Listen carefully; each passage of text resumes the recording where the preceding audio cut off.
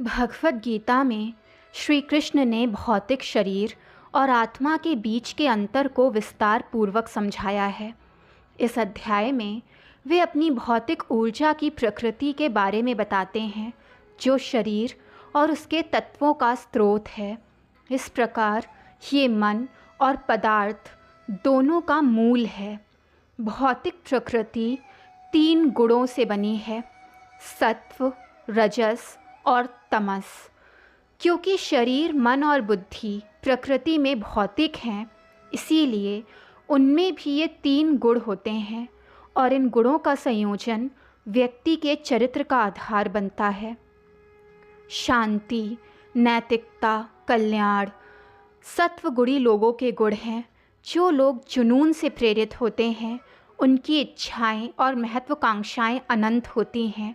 वे उन्हें संतुष्ट करने और सांसारिक उन्नति के लिए काम करने का प्रयास करते हैं। हालांकि जो लोग अज्ञानता के गुण में होते हैं, वे आलस्य, अत्यधिक निद्रा, भ्रम, नशा और अन्य बुराइयों से ग्रस्त होते हैं। एक आध्यात्मिक साधक को भौतिक प्रकृति की इन तीनों अत्यंत शक्तिशाली शक्तियों से निपटना पड़ता है। एक बार जब आत्मा इन तीनों गुणों से ऊपर उठने में सक्षम हो जाती है, तो उसे प्रकाश अर्थात ईश्वर की प्राप्ति होती है। इन गुणों के चंगुल से मुक्त होने के लिए श्री कृष्ण अर्जुन को एक सरल उपाय बताते हैं, जो है अपना मन ईश्वर में लगाना। वे कहते हैं, क्योंकि परमेश्वर इन तीनों गुणों से अप्रभावित हैं, इसीलिए जो भी कोई अपना मन ईश्वर में लगाता है, वो भी भौतिक से दिव्य स्तर तक उठ जाता है। ये सुनकर अर्जुन उन प्राणियों के लक्षणों के बारे में पूछते हैं जो इन तीनों गुणों से ऊपर उठ चुके हैं। अर्जुन के प्रश्न का उत्तर देने के लिए श्री कृष्ण ने मुक्त आत्माओं के गुणों के बारे में व्यवस्थित रूप से विस्तार पूर्वक बताया। उन्होंने कहा कि जब वे भौतिक संसार में गुणों को खेलते हुए देखते हैं, तब वे भी विचलित नहीं होते और संतुलित रहते हैं। वे परिस्थितियों, वस्तुओं और व्यक्तियों में गुणों के प्रभाव को देख सकते हैं। वे समझते हैं कि सब कुछ ईश्वर की ऊर्जा का प्रकटीकरण है और अंततः सब कुछ उनके नियंत्रण में है। इसीलिए वे सांसारिक परिस्थितियों से अप्रभावित रहते हैं। वे प्रतिकूल परिस्थितियों में दुखी या विजय में उल्लासित महसूस नहीं करते और बिना विचलित हुए स्वयं में स्थित रहते हैं। अंत में श्री कृष्ण दोहराते हैं कि भक्ति की शक्ति में ये क्षमता है कि वो हमें गुणों या भौतिक प्रकृति के 3 गुणों के प्रभाव पर विजय पाने में मदद कर सकती है। श्री भगवान बोले, मैं तुम्हें पुनः उस परम ज्ञान का वर्णन करता हूँ जो सब ज्ञानों में श्रेष्ठ है, जिसे जानकर सभी महान महात्माओं ने परम सिद्धि प्राप्त की है। जो लोग इस ज्ञान की शरण लेंगे, वे मेरे साथ एक हो जाएंगे।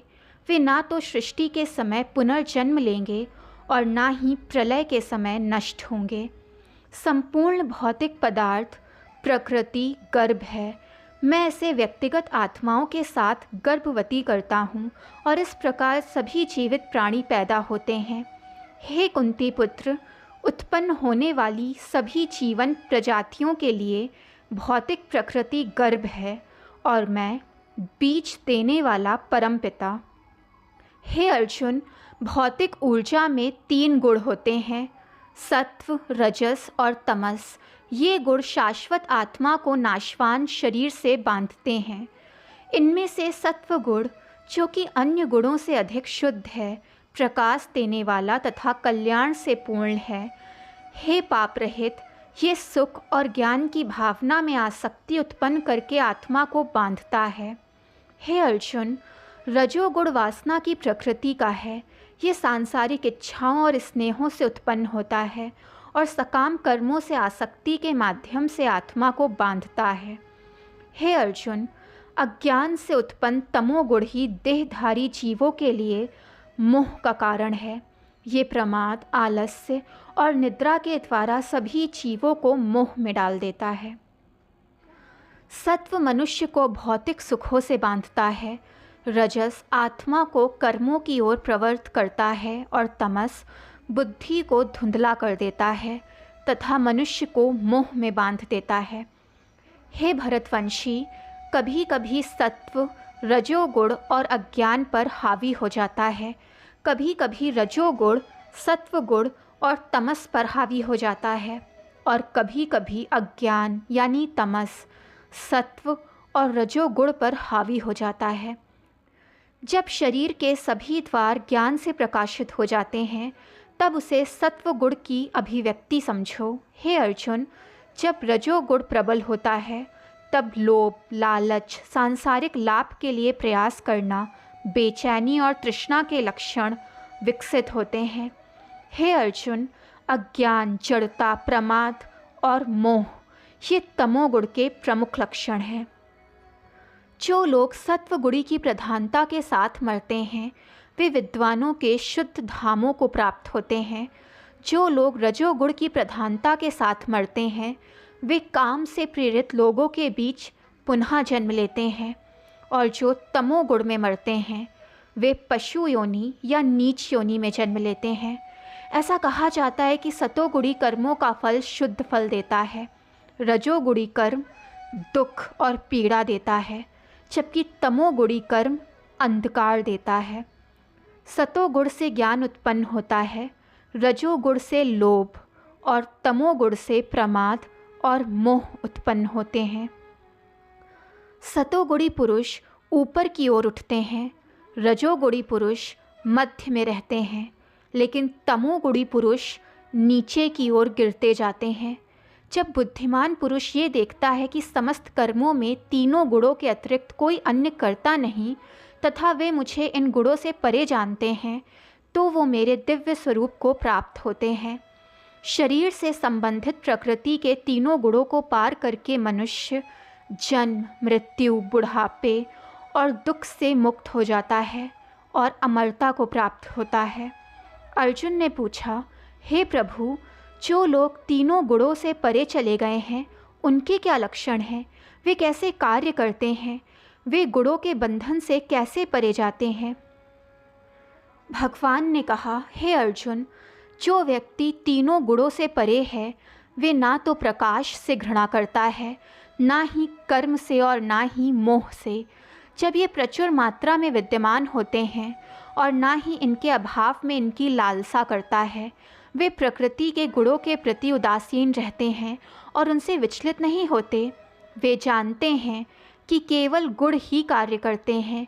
वे बिना विचलित हुए स्वयं में स्थित रहते हैं, जो सुख और दुख में समान भाव रखते हैं, जो आत्मा में स्थिर हैं, जो ढेले, पत्थर और सोने के टुकड़ों को समान समझते हैं, जो सुख और दुख में एक समान हैं, जो बुद्धिमान हैं, जो निंदा और प्रशंसा दोनों को समभाव से स्वीकार करते हैं, जो मान और अपमान में एक समान रहते हैं, जो मित्र और शत्रु दोनों के साथ एक जैसा व्यवहार करते हैं तथा जिन्होंने सभी प्रकार के उपकर्मों का त्याग कर दिया है, वे तीनों गुणों से ऊपर उठ गए हैं।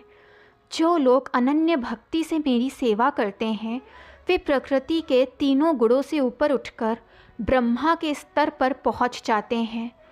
मैं निराकार ब्रह्मा, अमर और अविनाशी, सनातन धर्म और अनंत दिव्य आनंद का आधार हूँ। दोस्तों, वीडियो पसंद आए तो चैनल को लाइक, सब्सक्राइब एंड शेयर करें ताकि चैनल की नोटिफिकेशंस आपको मिलती रहें।